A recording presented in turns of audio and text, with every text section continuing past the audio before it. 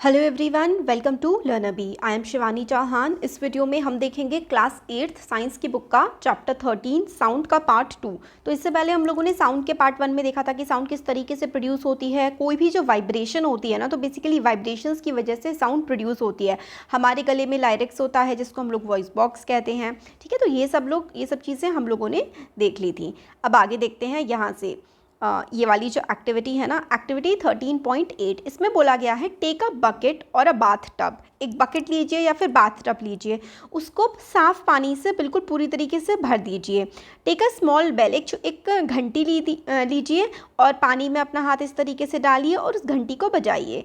Shake this bell inside the water to produce sound, तो sound produce होगी। Make sure that the bell does not touch the body of the bucket or the tub, तो मतलब आपको पानी के बिल्कुल बीचों बीच रख के घंटी को बजाना है। साउंड ट्रैवलिंग थ्रू वाटर, तो हमें ये समझ में आता है कि साउंड जो है, आवाज़ जो है वो पानी में से भी ट्रैवल कर जाती है, हवा से भी ट्रैवल करती है जो आवाज़ है, और पानी से भी ट्रैवल कर सकती है। अब place your year gently on the water surface, be careful. ठीक है, आपका कान पानी में नहीं जाना चाहिए, तो आपको इस तरीके से आपने यहाँ पे हल्का सा पानी कान की तरफ, कान जो है वो पानी की तरफ रखा और आप हाथ से बेल बजा रहे हैं, तो आप देखेंगे कि आवाज़ आ रही होगी। तो oh that is how whales and dolphins might be communicating under water, तो शायद इसी तरीके से जो डॉल्फिन्स हैं या फिर व्हेल्स हैं वो एक दूसरे से बात कर पाती हैं या कम्युनिकेट कर पाती हैं पानी के अंदर, क्योंकि साउंड जो है वो वाटर के अंदर भी ट्रैवल कर सकती है। अब एक्टिविटी 13.9 है sound travelling through a metre scale, तो मीटर स्केल के थ्रू भी साउंड ट्रैवल कर सकती है। टेक अ मीटर स्केल और अ लॉन्ग मेटल रॉड, एक मेटल की रॉड लीजिए and hold it one end to your ears, तो मतलब आप मेटल की रॉड लीजिए और उसको अपने कान के पास इस तरीके से लगा लीजिए। अपने फ्रेंड से कहिए टू जेंटली स्क्रैच और tap at the other end of the scale, अपने फ्रेंड से कहिए कि इस वाले जो दूसरा एंड है ना, एक एंड तो मेटल के स्ट्रैप का आपका फ्रेंड पकड़ ले और एक अपने कान के पास आप लगा लीजिए, और आपका फ्रेंड उस पे ऐसे करके घिसेगा मेटल के स्ट्रैप पे, तो आपके कान में आवाज़ आएगी। तो sound travelling through metre scale, तो साउंड जो है वो सॉलिड में भी ट्रैवल करती है।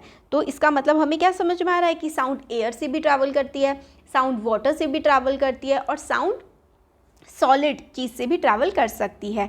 You can also perform the, ये जो एक्सपेरिमेंट है कि आप अपना ना क्या करिए, डेस्क पर इस तरीके से कान लगा दीजिए और एक फ्रेंड से कहिए कि वो इधर डेस्क पे टक टक करे, तो आपके कान में यहाँ पे वाइब्रेशंस आएंगी, आपको आवाज़ आएगी। तो we find that sound can travel through wood और मेटल, हमें समझ में आया कि साउंड जो है वुड या मेटल से ट्रैवल कर सकती है। In fact sound can travel through any solid, sound जो है वो किसी भी सॉलिड के थ्रू ट्रैवल कर सकती है। You can perform interesting activities to show that sound can also travel through strings, आप देख सकते हैं कि साउंड जो है वो धागे के थ्रू भी ट्रैवल कर जाती है इस तरीके से। Toy telephone, we have learn so far that vibrating object produce sound and it is carried in all direction in a medium, तो मतलब कोई सा भी जैसे कि मीडियम है उससे साउंड जो है ट्रैवल कर जाती है एक डायरेक्शन में। The medium could be gas, liquid or solid, how can we hear it, तो अगर आप लोगों से अब क्वेश्चन पूछा जाए कि sound can travel through which mediums, तो सॉलिड से भी ट्रैवल कर सकती है साउंड, लिक्विड से भी ट्रैवल कर सकती है और गैस से भी ट्रैवल कर सकती है, तो यानी कि sound can travel through solid, liquid and gas. अब देखते हैं आगे। We hear sound through our ears, हम जो है कोई भी आवाज़ कहाँ से सुनते हैं, अपने कानों की हेल्प से सुनते हैं। The shape of outer part of the year is like a funnel, हमारा जो कान है वो ऐसे फनल की शेप का होता है। व्हेन साउंड एंटर्स इट, जब हमारे कान में आवाज़ पड़ती है, it travels down the canal at the end of which there is a thin stretched membrane, तो जब साउंड हमारे कानों में एंटर करती है तो एक ऐसे करके कैनाल टाइप की होती है, इससे जो है एक मेम्ब्रेन टाइप की होती है और इससे साउंड ट्रेवल करती है, और इसको हम लोग कहते हैं ear drum. When sound enters it, जो फनल टाइप की चीज़ होती है, इसमें जब साउंड एंटर करती है, travel down the canal at the end of which there is a thin stretched membrane, it is called ear drum, और इसको हम लोग क्या कहते हैं, ईयर ड्रम कहते हैं। It performs an important function. To understand what the ear drum does, let us build a tin can model of the ear drum, तो किस तरीके से ईयर ड्रम हमारे कान में होता है, किस तरीके से ये वर्क करता है, इसका एक हम लोग को एक्टिविटी बताई गई है। साइंस के जो बुक है हमारी, इसमें एक्टिविटीज़ काफ़ी सारी हैं और इम्पॉर्टेंट भी होती हैं चैप्टर को समझने के लिए। तो एक्टिविटी 13.10 है टेक अ प्लास्टिक और अ टिन कैन, तो कैन इस तरीके की आप लोग ले लीजिए, डब्बा ले लीजिए, कट इट्स एंड, तो आप एक डब्बा ले लीजिए और उसको नीचे से काट दीजिए। Stretch a piece of rubber balloon across one end, तो और एक तरफ आप करिए जहाँ से आपने मतलब काटा है, ठीक है, और एक तरफ आप क्या करिए, बलून नहीं होता गुब्बारा, उसको फाड़ करके उससे बांध दीजिए, पूरे इस तरीके से कवर कर दीजिए। And fasten it with a rubber band, तो मतलब आपने कवर कर दिया इसको बलून से और फिर उसके ऊपर क्या लगा, रबर बैंड लगा दो ताकि वो हटे ना। पुट 4 और 5 grains in dry serial on the stretch rubber grain of dry serial, मतलब आप इस तरीके से जैसे कि गेहूं के कुछ दाने ऊपर की तरफ रखिए, ठीक है। यहाँ पे आप क्या करिए, आपने क्या करा है, यहाँ पे आपने इस तरीके से एक कैन लिया, उसके एंड्स को काट दिया और एक तरफ आपने क्या करा, गुब्बारे लगा दिए, और फिर इसके ऊपर क्या करें, कुछ अनाज के दाने आप लोग डाल दें और फिर नीचे से फूकें हवा करके। Now ask your friend to speak hurray, अपने फ्रेंड से कहें कि एकदम हुर्रे हुर्रे करके बोले। From the open end observe what happens to the grain, why does the grain jump and down, तो आप देखेंगे कि ग्रेन्स जो है ना, जब आप नीचे से हुर्रे हुर्रे या फिर कुछ हवा जाएगी तो ग्रेन जो है ये ऊपर नीचे कूदने, मतलब ऊपर नीचे कूदने लगेंगे। Understanding action of year drum, तो हमारे ये ग्रेन जो है कूद रहे हैं हवा की वजह से, इसका मतलब है कुछ वाइब्रेशन क्रिएट हो रही होगी। The ear drum is like a stretched rubber sheet, तो रबर की जो शीट है ना, इस तरीके से ऐसे करके जो शीट है, जैसे ईयर ड्रम जो है ये स्ट्रेच रबर की शीट के जैसे होते हैं। Sound vibration make the ear drum vibrate, तो साउंड की जो वाइब्रेशन होती है ना, उसकी वजह से ही हमारे ईयर ड्रम जो है वो वाइब्रेट करते हैं। The ear drum send vibration to the inner ear, और ये जो वाइब्रेशन होती है ईयर ड्रम में, इसी वजह से हम लोग अंदर आवाज़ें सुन पाते हैं। From there the signal goes to the brain, this is how we hear, तो ये बड़ी इंपॉर्टेंट चीज़ है। Ear drum is like a stretched rubber sheet, ये इतना आपको एक्चुअली याद करना पड़ेगा अगर जैसे कि MCQs भी सॉल्व करने हैं या फिर डिस्क्रिप्टिव आंसर मतलब क्वेश्चन आंसर्स की फॉर्म में करना है, तो ईयर ड्रम जो है वो एक रबर की शीट के जैसे होते हैं। साउंड वाइब्रेशन की, जो साउंड की वाइब्रेशन होती है, जैसे कि देखो ये हिल रहा है ना दुम दुम दुम इस तरीके से, तो साउंड की वाइब्रेशन होती है, इसकी वजह से क्या होता है, हमारा ईयर ड्रम भी वाइब्रेट करता है। The sound drum sends vibration to the inner ear, तो जो साउंड निकलती है उससे ईयर ड्रम जो है, ईयर ड्रम की हेल्प से, ये देखो ये ईयर ड्रम है, इसके ऊपर ऐसा जैसे कि प्लास्टिक की शीट है, और इससे क्या होता है, हमारे अंदर वाले कान के इनर वाले पार्ट में आवाज़ जाती है, और इस तरीके से there goes to the brain, और वो जो आवाज़ है हमारे इनर ईयर से ब्रेन की तरफ जाती है, और इस तरीके से हम लोग सुनते हैं। तो ईयर ड्रम क्या है, एक रबर की शीट जैसा स्ट्रक्चर है, उसमें वाइब्रेशन होती है, फिर आवाज़ इनर ईयर में जाती है, और इनर ईयर से आवाज़ हमारे ब्रेन को जाती है और हमें सुनाई चीज़ें पड़ जाती हैं। तो ह्यूमन का ईयर है, आप लोगों से एग्जाम में बनाने के लिए भी इसका डायग्राम आ सकता है। ये पहेली क्या कह रही है, we must never put a sharp pointed or hard thing into our ear, हमें कोई मतलब कोई नुकीली चीज़ अपने कान में नहीं डालनी चाहिए, उससे कान का पर्दा फट भी सकता है। कहते हैं कान का पर्दा, तो यही होता है ईयर ड्रम। पर्दा क्यों कहते हैं, क्योंकि देखो ना इस तरीके से कैसे ऐसी शीट टाइप की इसमें होती है। नेक्स्ट है amplitude, time period and frequency of vibration. Amplitude क्या होता है, टाइम पीरियड क्या होता है, फ्रीक्वेंसी ऑफ वाइब्रेशन क्या होती है। We have learn that the to and fro motion of an object is called vibration, मतलब एक ऑब्जेक्ट एक जगह से दूसरी जगह जाता है, इसको अगर हम टू कहें, फ्रो कहें, ठीक है, तो टू एंड फ्रो मतलब इधर से इधर गया, इधर से इधर गया, इधर से इधर गया, इधर से इधर गया, तो यानी कि टू एंड फ्रो मोशन जो होती है किसी भी ऑब्जेक्ट की, उस चीज़ को हम लोग वाइब्रेशन कहते हैं। तो to and fro motion of an object is known as vibration. To and fro motion जो होती है ऑब्जेक्ट की, उसको हम वाइब्रेशन कहते हैं। This motion is called oscillatory motion. Oscillatory motion क्योंकि एक ऐसे इधर गया, फिर इधर से इधर आया, इधर से इधर गया, इधर से इधर आया, इस तरीके का जो टू एंड फ्रो मोशन होता है इसको हम लोग ऑसिलेटरी मोशन कहते हैं। अब आगे देखो, you have already learned in earlier classes about the oscillatory motion and time period. तो ऑसिलेटरी मोशन इस तरीके से, और एक जगह से दूसरी जगह जाना, यहाँ से यहाँ जाना और यहाँ से यहाँ वापस आना, इसको हम लोग टाइम पीरियड कहते हैं, है ना। और ऑसिलेटरी मोशन, इसके बारे में भी हमने प्रीवियस क्लासेस में पढ़ा हुआ है। तो द नंबर ऑफ ऑसिलेशंस पर second is called frequency of oscillation. This is important, आप लोगों से पूछा जा सकता है कि व्हाट इज़ फ्रीक्वेंसी या फिर what is frequency of oscillation. तो number of oscillation per second, हर सेकेंड कितने ऑसिलेशंस हो रहे हैं उसको हम लोग कहते हैं फ्रीक्वेंसी ऑफ ऑसिलेशन।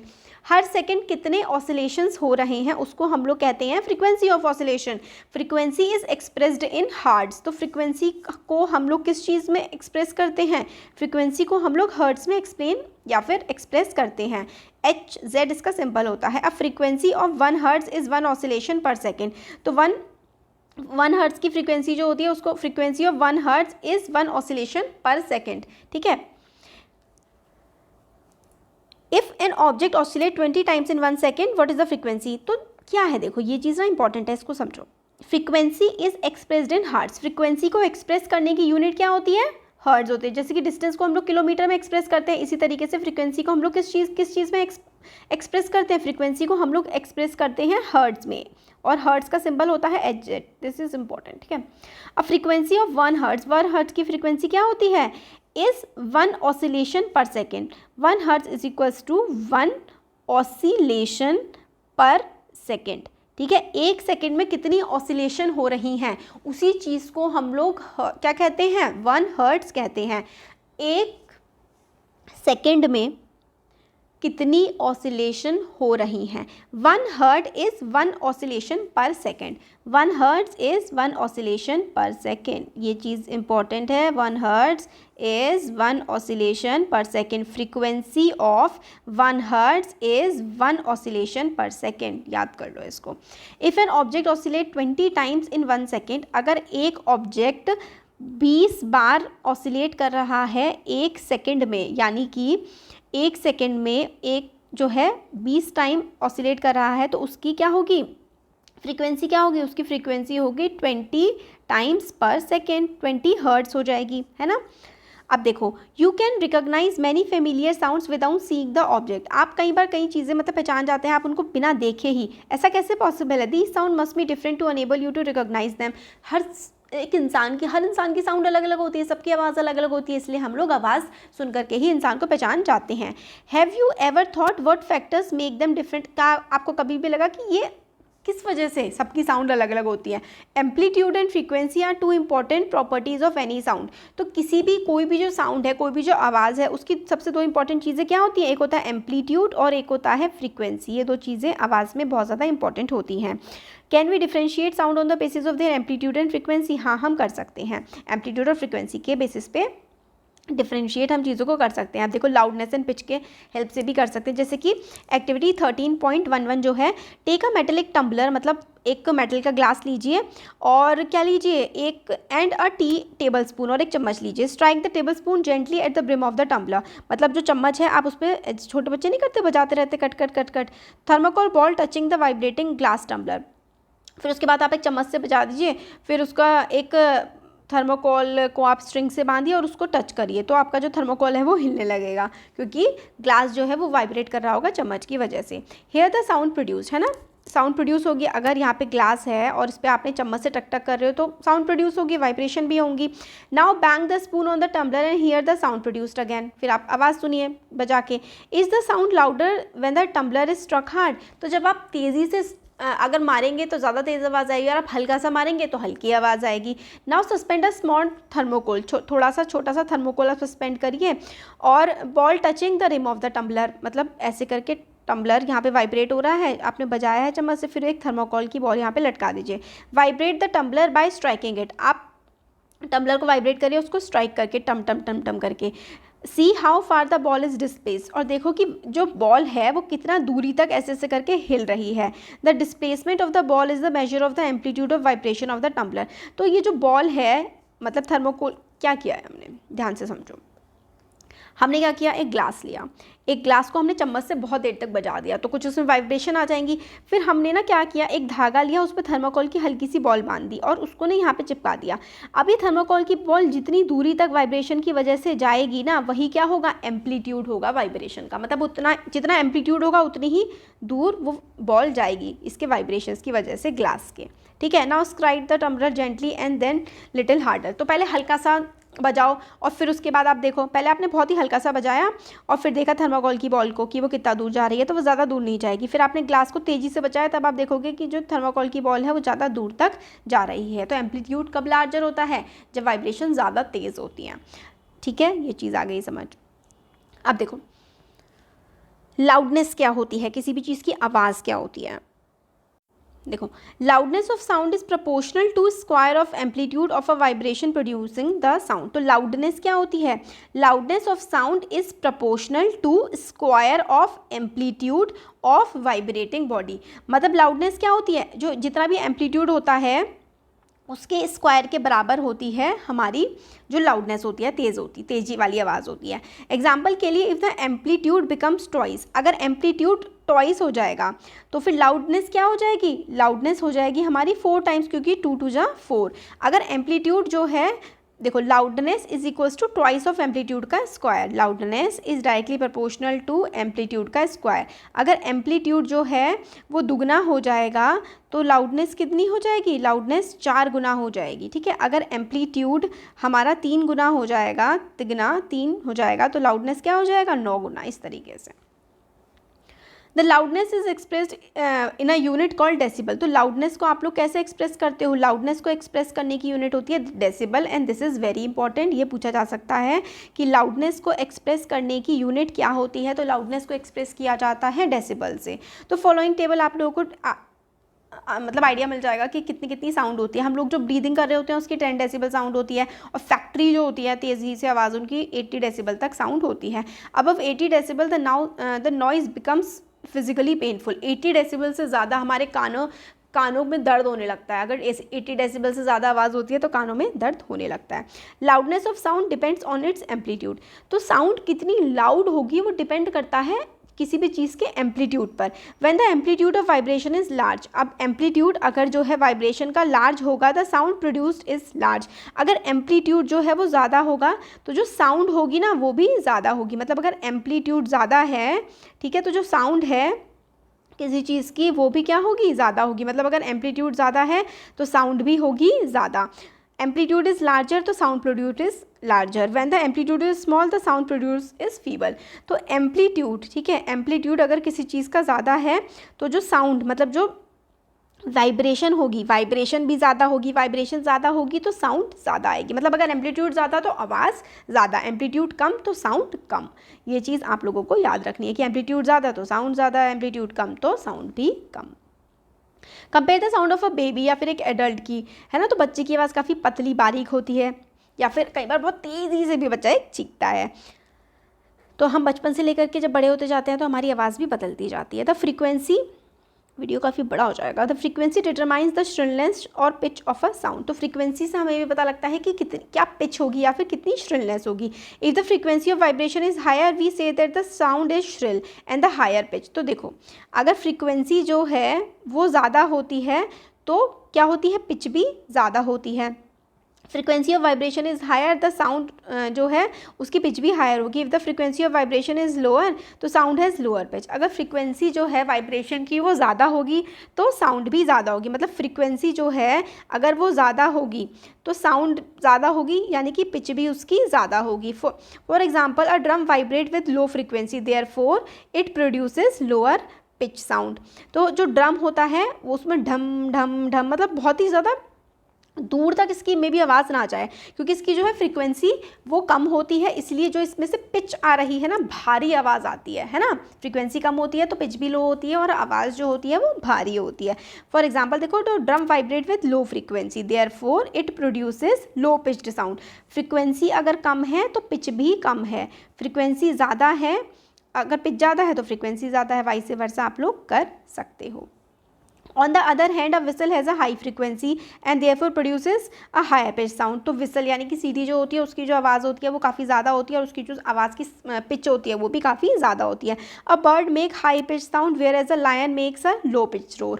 तो ये भी इंपॉर्टेंट है कि लायन जो है वो काफ़ी जिनकी भी भारी आवाज़ होती है ना उनकी पिच जो है वो कम होती है, पतली आवाज़ वालों की पिच ज़्यादा होती है। However, the roar of lion is very loud while the sound of bird is quite feeble। Every day we hear, अलग बच्चों की बड़ों की साउंड हम सुनते हैं, तो जो बच्चों की साउंड होती है उनकी जो पिच होती है वो क्या होती होगी, हायर होती होगी, काफ़ी पतली आवाज़ होती है ना, इसलिए। तो ये है, can you say that the frequency of a voice of a child is higher than a adult? Yes, usually the voice of a woman is higher frequency than that of man. तो women की भी जो pitch होती है या फिर frequency होती है वॉइस की हाई होती है, क्योंकि पतली आवाज़ होती है वुमेन की, और मेल्स जो होते हैं उनकी आवाज़ काफ़ी भारी होती है।